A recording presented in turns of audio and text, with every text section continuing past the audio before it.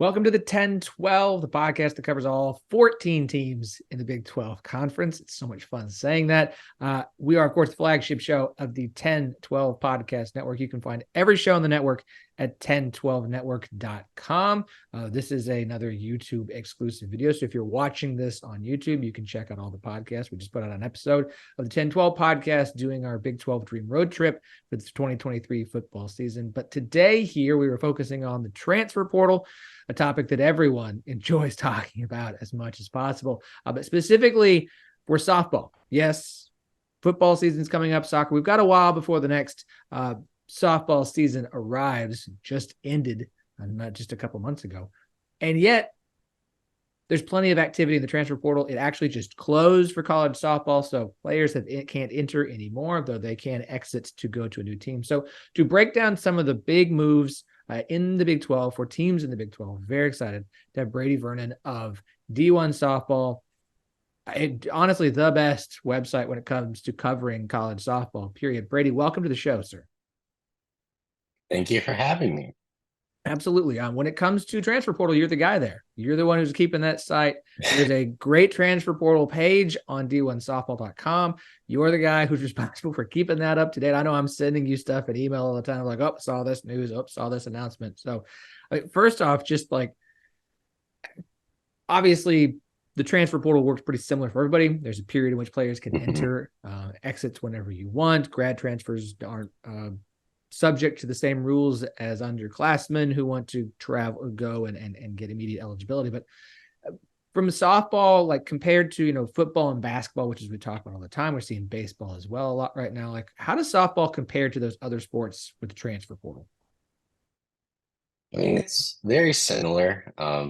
Although I don't think right now, at least you don't see a lot of like the NIL kind of conquering players, like taking over from bigger programs to other programs. Although I think we're getting to that point that schools really are investing into their programs for softball.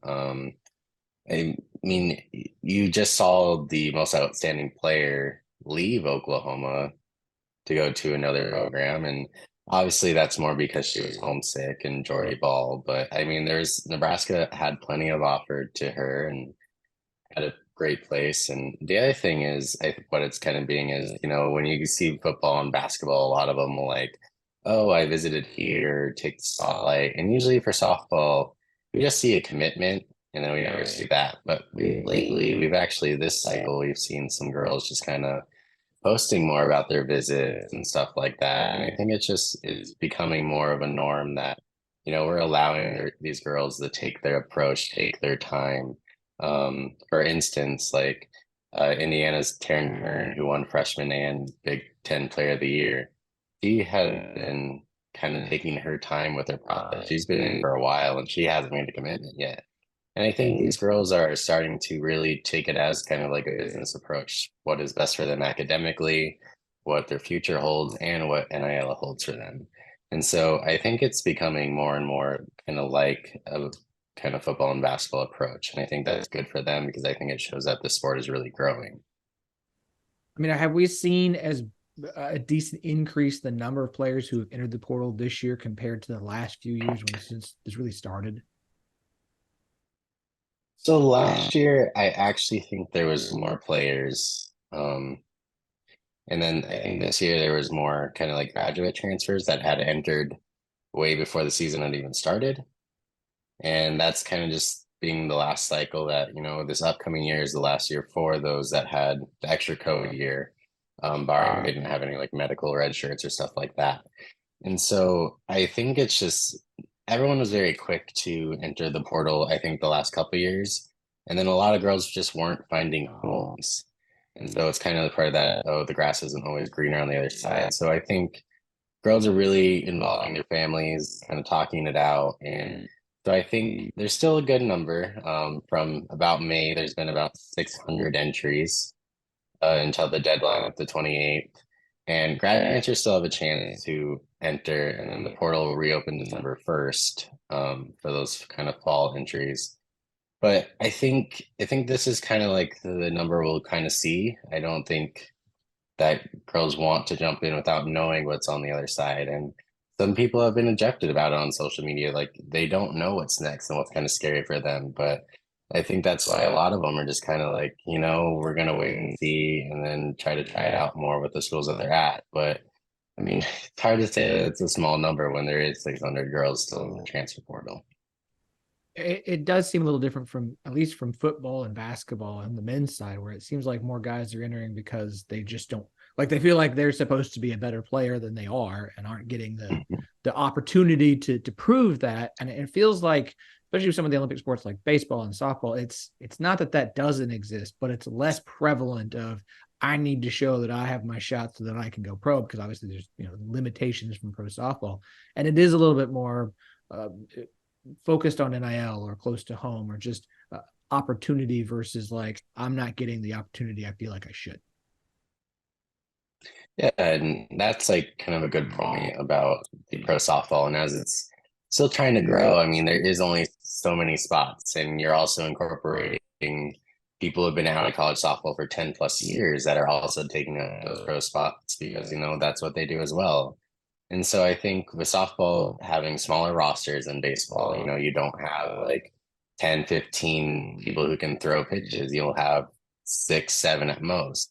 And so it is very, very important that, if they enter the portal, they kind of have an idea of like where they want to go, what is their possibilities. And, there's a lot of girls that do kind of end up going back through the JUCO route or Division 2, which there's nothing wrong with that. I mean, that's the place for them to play. And so everyone has their reason, but I mean, I think they just have to be careful because sometimes you might be leaving a spot that you're actually good at. And it's hard right now, especially for kind of like the recruiting class of 2020, just because like, they made a commitment that they were gonna end up being kind of like a starter at this time, and they're kind of blocked by COVID seniors who's still there. And so then they waited out 3 years and they're still waiting for the chance to start. And so now they're kind of like finding their spots. And so I think it'll be interesting next year, kind of what the portal will look like once we don't have like COVID seniors, and just that, like, was it worth waiting 2 years and my spot finally opened up to start that I kind of talked about before, a global pandemic that no one could have seen. And it's kind of crazy, like how long that's kind of impacted this cycle, but it just is. And so it'll be very interesting going forward what it looks like, and especially if schools continue to expand their NIL for kind of Olympic sports itself too.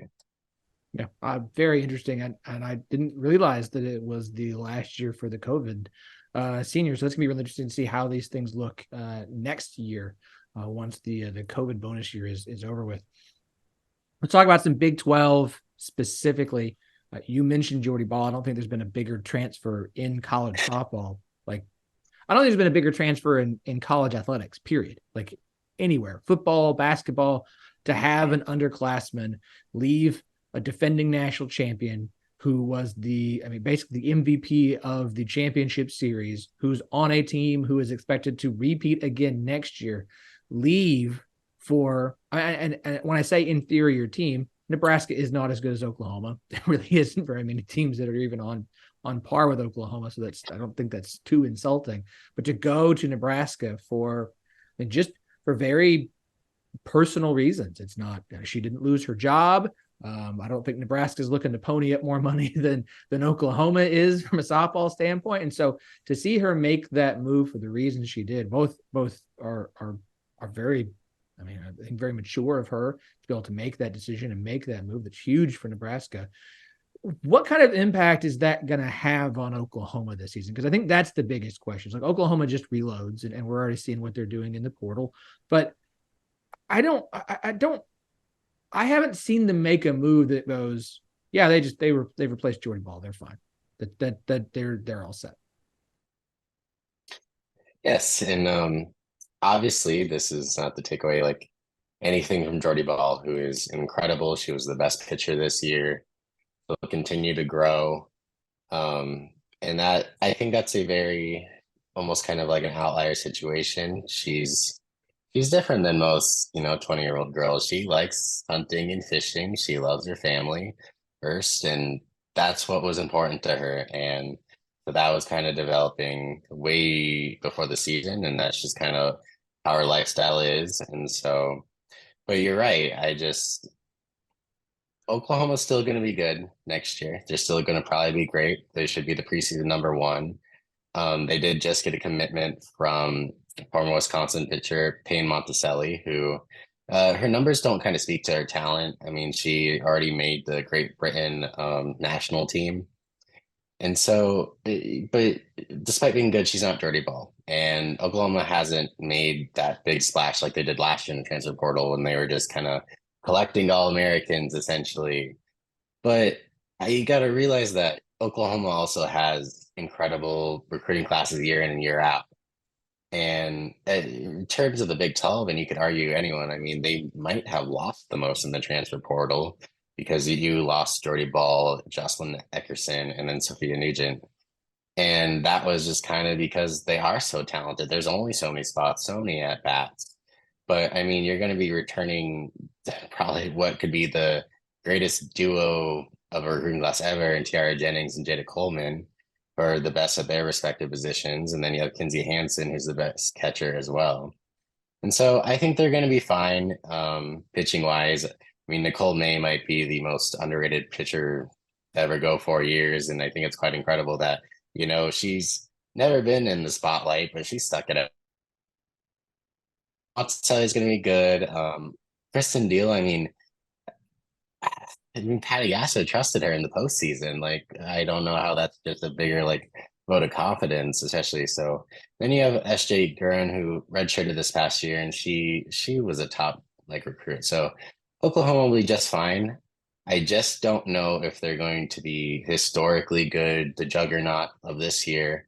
I think maybe this is the first time in like probably the 2021 season where it felt like, other teams might legitimately have a shot to dethrone them. But even when you say that, they're still going to be the most talented roster next year. Yeah, even Oklahoma coming back to the pack is still an Oklahoma who's at the top of the sport with the best. So does it open up opportunity or more opportunity for other great teams in college softball? Yes.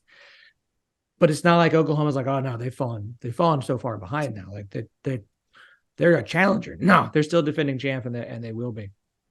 The four incoming schools in the Big 12, three bring softball programs with them. That's BYU, UCF, and Houston. At this point, no team has remade their roster heading into the year more than Houston has.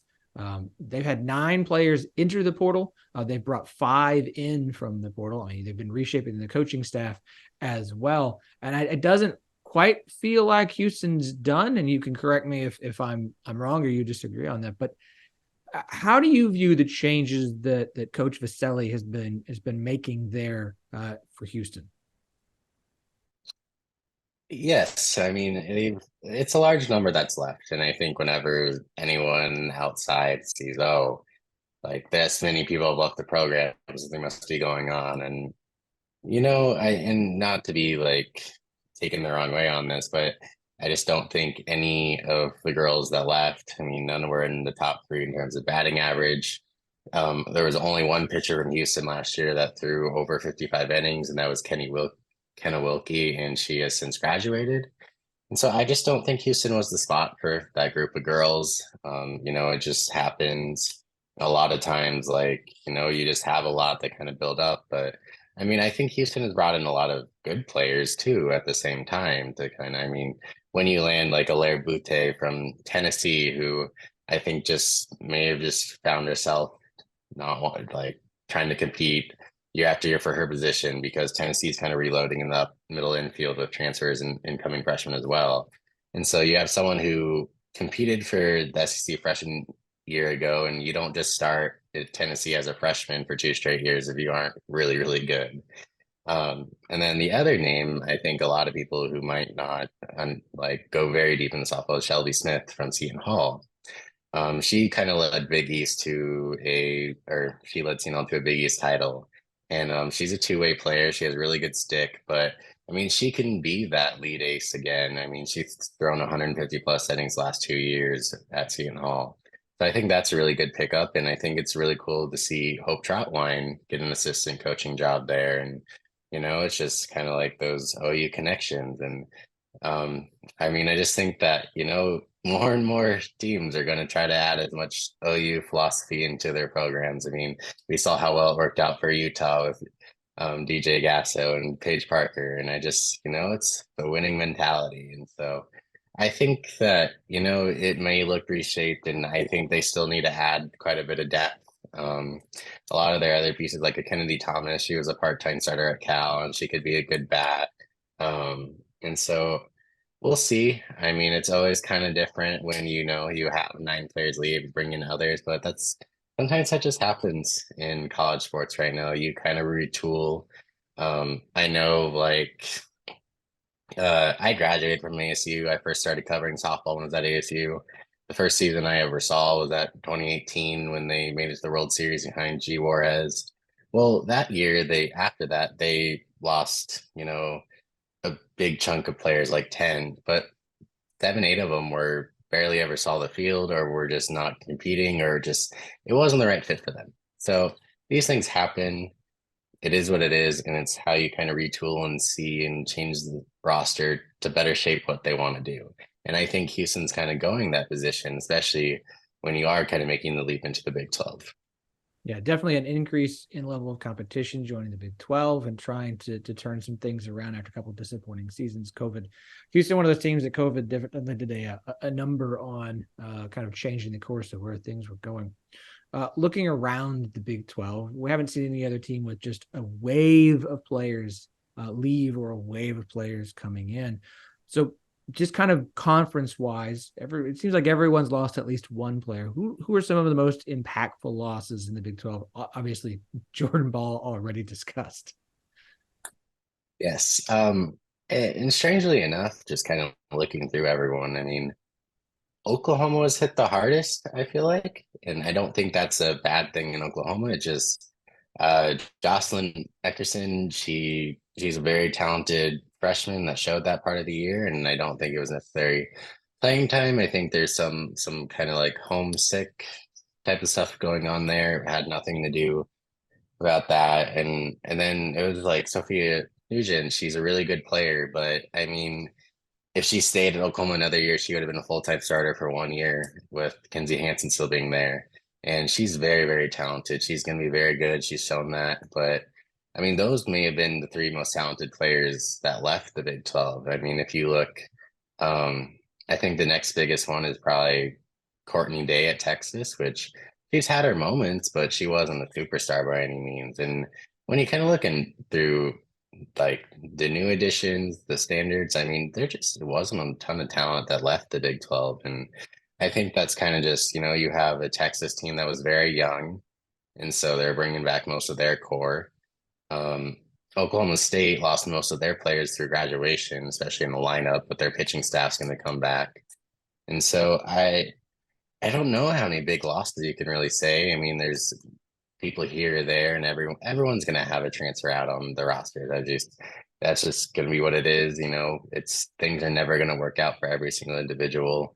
But kind of in my eyes, I don't really see a ton of talented losses in the Big 12 that is really gonna be like, ooh, rather than aside from Oklahoma. But as we talked about before, that's just because Oklahoma had the most talented roster, and there's only so many at bats, so many innings to be thrown.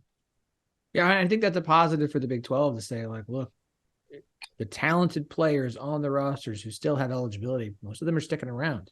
And I think that's good for the Big 12, and that's good for a conference that should have its most competitive season in a long time with the 3 incoming, specifically with UCF joining the conference and the job that Coach Ball Malone has done there. Very excited for the season and to see Texas Tech continue to get better. I think Kansas had their best year under Coach McFalls this year. Like I do think this is a good Big 12 softball conference. I think this is a good conference, and I think it's positive to see not a lot of entries in the portal of talent. And so obviously teams using the transfer portal to continue to improve their team as well. So who are some of the best new additions in the Big 12 so far?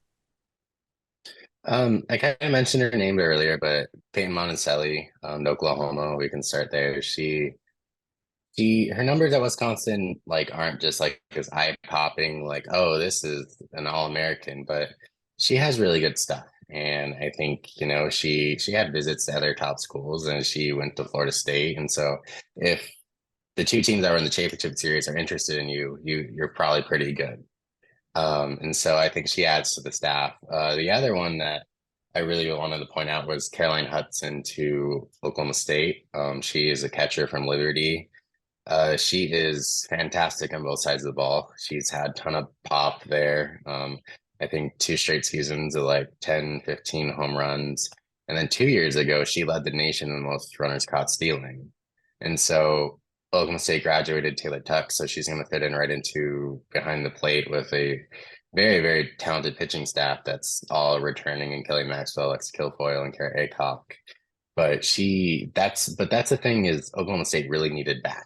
They graduated Cheyenne Factor, Kylie Naomi, Rachel Becker, Morgan Wynn. So I mean, Kenny really had to retool that, and uh, that's I can touch on it later when we talk about the whole conference as a whole. But they haven't been as active in the transfer portal as they typically are, which I think is a little interesting. Um, and then kind of Lair Butte, we were talking about Shelby Smith with Houston. Those are two other names. Um, I can never ever say her last name right, so bear with me. UCF added Stormy Klitz. I can't say it. But Is anyways, it Stormy Kotzelnick? Kotzenik, yes, yes. Um, Stormy originally started her career at Washington. It didn't work out with playing time just because she started as middle infielder. Went to Louisiana, was an all Sun Belt player last year. She's very versatile. She can play any position, and she'll find a way into the lineup. Has power, speed, and so that was really good ad for UCF. Just bringing another bat that has plenty of experience. She has played in the Super Regional, so she'll be ready to go. And then let's see. Oh, and then I really liked Texas Tech lost a lot of its lineup too with graduations, and so they grabbed Jenna Lord and Aubrey Barnhart, who both originally started at Alabama, and things just haven't worked out. Lord transferred to Ole Miss last year and ended up transferring again, but both of them were very highly recruited athletes, and I think just trusting in Craig Snyder just the hit because that man can get some of the greatest hitting stats out of anyone. His record shows that. And so they kind of needed to add some talent back in that lineup because I think they lost like a good portion of like their home run production, and that was kind of where they were making their money. And so I really like those additions. But yeah, it is a little bit interesting because you kind of look at the top three in Oklahoma State, and Texas, and there's not a long list of names that they've added through the portal. And if I'm correct, I don't think Texas has even added anyone yet through the portal, which I think is a little interesting and maybe just different for their philosophy because all three of them recruit well. And so it's always that constant battle of, are we going to give our young kids a shot or do we want to go the veteran route? And so, oh, the other name Oklahoma State did add is Macy Graff. She played at Mississippi State quite a bit last year as a freshman. She more hits for average, and so that kind of goes back into just getting bats back into that lineup because when you lose 4 or 5 full-time starters, like you kind of just need to retool quickly. Yeah, the other one that they landed, Jillian Pollard, remember I said right from Nice, that came in Oh, like early in the like midway through the season, who was pretty good for them. yes. I am curious, with OSU bringing in a pretty decent sized and highly rated 2023 recruiting class. You've got Texas that has a lot of youth and talent. Oklahoma recruits really well. It kind of feels like we don't want to get in the way of the development of the young talent that we have here and have them leave in for the portal. We'd rather focus on developing them as opposed to going out and grabbing some of the highly rated players that have entered the portal. Now, granted, the offseason is far from done. Players are going to continue to get added, as you said. These girls are taking their time making decisions. So we'll still see some names probably for Oklahoma, and I would expect for Texas as well. But I do have to wonder if some of this is, the talent on these rosters that is young, makes me wonder if that seems to be kind of some of the focus of where the coaching staff is right now, is developing the players they already have. Yeah, and that's just kind of like the constant battle. Like, you kind of made a promise to these girls like to make their commitment out of high school to you, and like they wanted the chance to play, but you're also trying to make the best roster for you. And like, I mean, young girls that step into a full-time position, most of the time they have their struggles. And I think we kind of saw it with like Texas and their trio of very talented freshmen, Leanne Good, Vivian Martinez, like Reese Atwood. All of them had their highs and all of them had their lows. I mean, it's a game of failure. Like they're gonna struggle and like they're gonna have to learn, but they're all very talented. And like, that core can be your core for the next 3 years, kind of what we've seen at Oklahoma. I mean, they're very good. And then you have like Oklahoma State. Kenny Gajewski in his last press conference, Oklahoma City, he talked about having already got commitments out of the portal, but he also talked about, there's young girls that need to step into the positions. One of the names he mentioned is Katie Lott.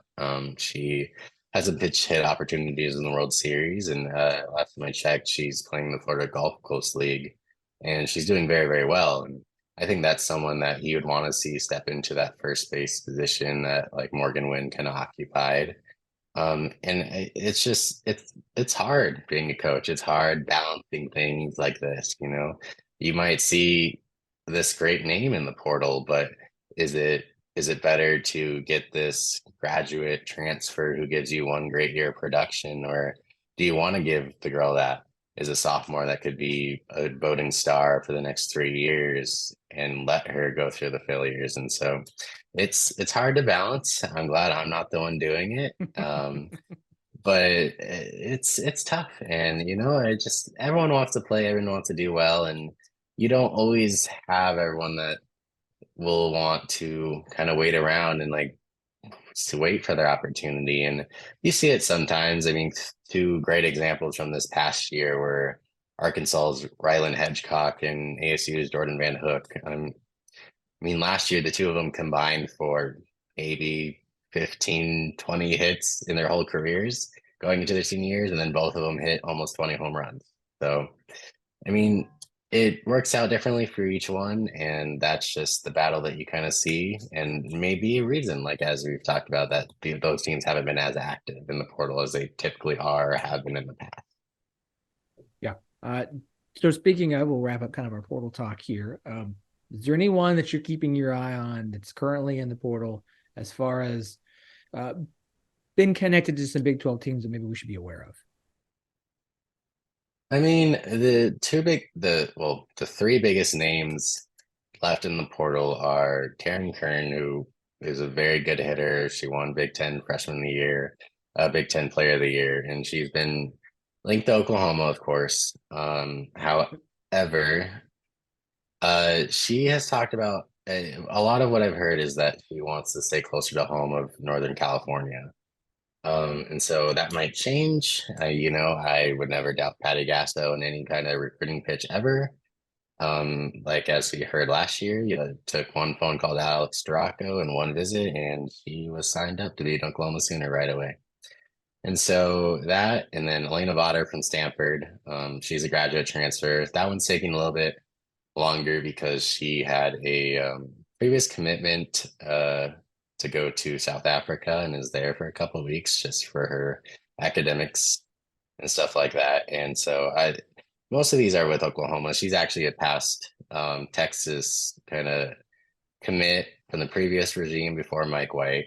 And so there was ideas that she might have interest in that, but I mean, they're so stacked in the pitching circle that I don't know if there's been a ton of communication. And then Carly Keeney from Liberty, she's another graduate pitcher. And so, but I don't see Oklahoma adding another arm after getting in like a Peyton Monticelli. Uh, and then if Oklahoma were to add another person, it's probably a backup catcher because Kenzie Hansen is currently the only catcher on their roster.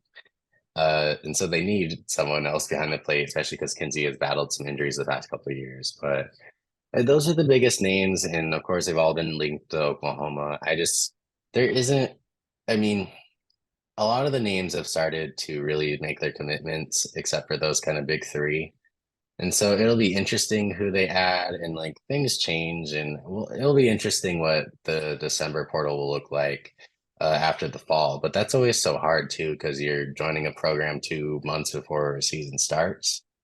And so I haven't heard a ton of names, like smaller names linked to different programs, but I know there's always things in motion. And I mean, I think there's still 300 uncommitted girls right now in the portal. And yeah, there's plenty of time. I mean, school doesn't start for most teams in about a month. And so we'll see. I'm sure like we got some commitments in mid-July last year that made a huge impact. So we'll see. Plenty of time left. So we are entering what will be a one-off, at least for now, 10-team Big 12 softball conference. From what we have heard about Kenny Gajewski here on this podcast, they are going to play a full round robin. Everyone will play everybody in conference play. There will be no week off during conference play this season. So everyone's going to get a shot at Oklahoma and at Texas before they leave for the SEC. You said it. We haven't seen a bunch of talent leave the Big 12, except for a few players from Oklahoma. So what is your view on the Big 12 this year? I mean, we've got a Texas Tech that seems like they're building something. Iowa State that had a weird down year. OSU, Oklahoma, and Texas continue to be the fantastic programs they are. You bring in a UCF program that is absolutely on the rise. And then I almost feel like wild cards with not to know what from BYU and Houston, completely changing things. What are your long distance view of Big 12 softball for next season?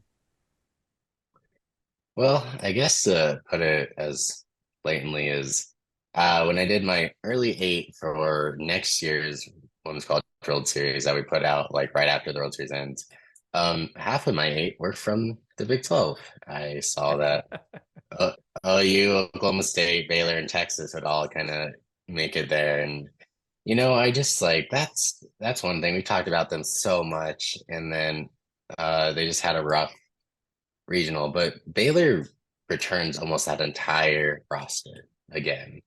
And you're gonna get a healthy Alina Binford back after she missed most of last season. I mean, Daria Orma, she tired down the stretch and she didn't pitch in that regional. And Glenn Moore even talked about the regrets of overusing her early in the season. And so that pitching staff's gonna be good again. They had a lot of young arms too. And then I think they need to show a little bit more power in their lineup. Govan was really good to start the year, and I think half her home runs came in February. And so I think kind of just getting more of that. But I mean, they showed they can play anyone last year when they're fully healthy. And so you have that. The Texas, they bring back their pitching staff. I mean, it's those young bats coming back again. And with Mike White, you're almost guaranteed to get to a super regional. You just are. And you get there, you get in 3-game series. Oklahoma is going to be Oklahoma, like we talked about. I'm not going to go extensive on that one. And then Oklahoma State, I think they might have a little bit of issues with the bats beginning the season, but I mean, it's going to be hard to top that three-headed monster that they already have coming back, and especially how good Lexi Kilfoy looked in the postseason. She really seemed to find herself. Like that was the best she's ever looked. And then, you have Carrie Aycock who comes off a really good freshman year. And so, I mean, I really do think all four of those teams have a good chance to get to Oklahoma City. And then, you add a really good UCF team that was a top 16 two years ago, and then within the regional last year. And the year prior they had lost both their top arms, and then their two top arms are coming back this year. And we saw a huge development from Sarah Willis, who they got out of the transfer portal from Washington the year before. She was someone that just flashed in different ways. She's a two-way player, and she even made highlight plays in center field. But then she wins the AAC Pitch of the Year and was just incredible down the stretch. And so, I mean, Sydney Bell Malone does a great job over there. And so they're going to be tough. I could see them being in the postseason. And, Texas Tech was right on the cusp of kind of having a good resume, and Kansas as well, about getting into the postseason. And so I think having like those better teams, the RBI jump like boosters like throughout the season. And so I think Texas Tech is probably like the team that I want to see the most next year. And they had a pretty big senior class, but I think what Snyder's doing down there is really, really good. And I'm excited to see how that continues to expand, and especially just how this kind of like mixes up because these are you have the top tier programs, then you have some programs on the rise, and so it should just make for some really good softball. And I think like that's why I felt so confident that like four teams could really make it to the World Series because like iron sharpens iron.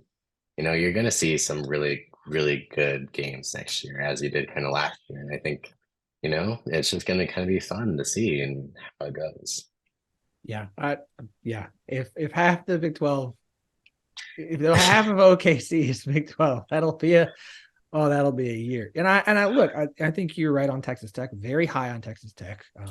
Wyckoff was a heck of a find. She had a fantastic freshman season. And honestly, the problem for Texas Tech is we track the RPI standings is their non-conference was atrocious. And it's hard year one putting a schedule together. And so my hope for Texas Tech this year is that they do a better job with their non-con schedule because they didn't do themselves any favor. It's so hard to get wins in the Big 12 against the Texas and Oklahoma State that like if you were trying to rely on well, we're going to get wins against those teams and that'll help our resume, like you can't. Like you would like to, but you have to do a better job in non-con. And that's I think what killed Texas Tech's resume because the record looked good, but it was built on a ton of quad four wins. And again, I think Kansas brings a ton back. They're going to have a lot of seniors and super seniors on this roster that I think should give McFalls an even better class than last year. And we haven't seen any injuries in the portal from Kansas so far, at least none that have been reported. I would expect a bounce back year from Iowa State. Like the way they ended the season after the win in Stillwater was incredible, and I want to see if that can carry through. And I think BYU is kind of a mystery program. They had a down year for them this year, and I'm not sure what to expect in year one for the Big 12. So, like, I think it's going to be in a very exciting Big 12.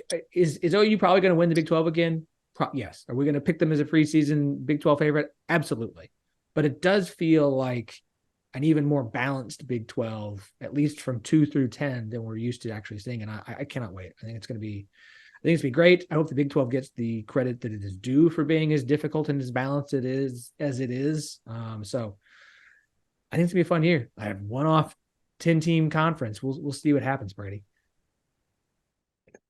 Man, Yeah. Go ahead. Oh, I did want to jump into the BYU thing. I mean, BYU hasn't been in the posting the last few years. It's a little hard being the WCC, and they ran into LMU and a really good pitcher in Jenna Perez. But um, you do get to see someone who is coming off a down year, but coming into last year was on the same home run pace as Tiara Jennings. Her name is Violet Savodnik. She is very, very good. She'll steal a ton of bases. She has a ton of power. She had a down season with average, but she's going to be a really fun player, and she deserves to be in a Power Five and have a spotlight. And so for Big 12 fans, that's probably one of the names that will be new to you and will be really, really fun to see. She's a very, very good player. Very excited about that. All right, man, you have been fantastic. I'm so excited to finally get you here on the show. You've been on our list. I mean, we love softball here at the 1012 podcast. Big 12 softball is like our number 3 behind football and basketball. It just is. We want to continue to build this brand. It's a brand in Big 12 softball. I don't think it's nearly enough credit and nearly enough due because there just aren't enough voices out there. You do a great job covering the Big 12. D1 softball does a great job covering the Big 12 and all of college softball. So Brady, do me a favor. Where can everybody check out all the work that you do covering college softball? Well, everything is on D1 softball. We cover everything all year long. Obviously, right now it's the coaching carousel. We have coaches in new places, and you can learn about coaches that have been on the move, like head coaches and assistants. That series just started by Ari Pakis. We also do daily recaps for Athletes Unlimited if you're wanting to get into pro softball. And then we also do WPF like roundups for those that are interested in that, because I know a lot of people want to have actual teams to cheer for. And so that's kind of what our summer schedule looks like right now. And then we'll jump into the fall, have fall reports. And so it never really ends there. So if you love softball, I don't think you can find better coverage anywhere. So if you want to subscribe, there's plenty of promo codes on our Twitter of D1 Softball. Helps us out, helps us grow, and we can provide more content as we continue to help get this sport on a bigger spotlight. You can find all my work on my Twitter, or I guess my thread, or whatever we're doing now for social media. It's always just under my name, Brady Vernon. But you can find all that stuff there. And so, but yeah, I couldn't imagine when I graduated college in mid-pandemic what I'd be doing with my life, and found a niche for softball, and I just love this game, and I hope that we can continue to grow it. And it's just been really cool to see our website kind of take off, and hope that it continues to go that way. Appreciate it, Brady. Keep doing great work. We are subscribers to D1 Softball, paid subscribers. Very happy to be. You guys do incredible work, and can't wait to keep reading the coverage all off season long, man. Thank you so much.